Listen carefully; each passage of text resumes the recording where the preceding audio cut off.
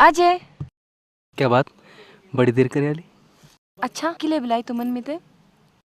बात यांची की मी आज देहरादून जाण छो। देहरादून? पर किले? मेरे मामा जी ने मिथे देहरादून नौकरी का बान बुलाए छे। आज जान जरूरी छे क्या? हाँ रचू, बहुत जरूरी छे।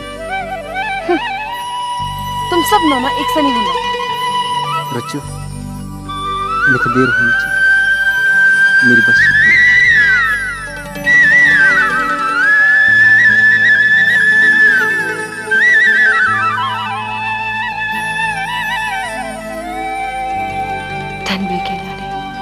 धनवे गेला रे,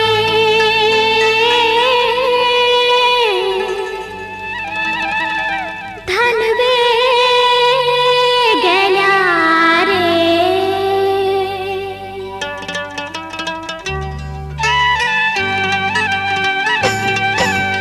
धनवे गेला रे, निजाड़ी तेरी सार, धनवे गेला रे, निजाड़ी तेरी ढाल, धनवे गेला रे, धनवे गेला रे, सेड़ा सेड़ा जांदू बतौंदू मेरी भ्याल, सेड़ा सेड़ा जांदू बतौंदू मेरी भ्याल, धनवे गेला रे, धनवे गेला रे, धनवे गेला रे, धनवे गेला रे।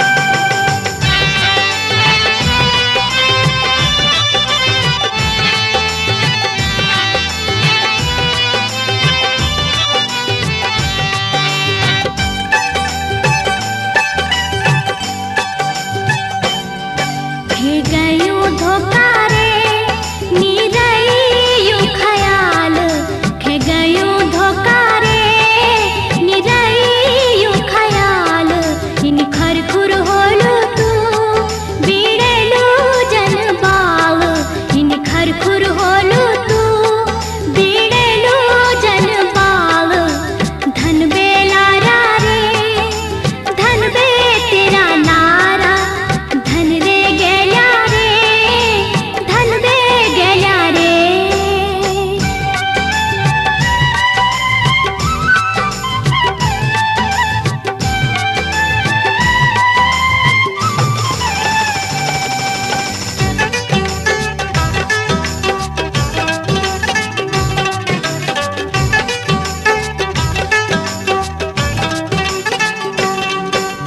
खांदी पींदी दा रे सदानी तेरो साथ, खांदी पींदी दा रे सदानी तेरो साथ, हंसे की मीना हिलोंदू छे हाथ, हंसे की मीना हिलोंदू छे हाथ, धन रे गेला रे, धन रे गेला रे, धन रे गेला रे, धन रे गेला रे।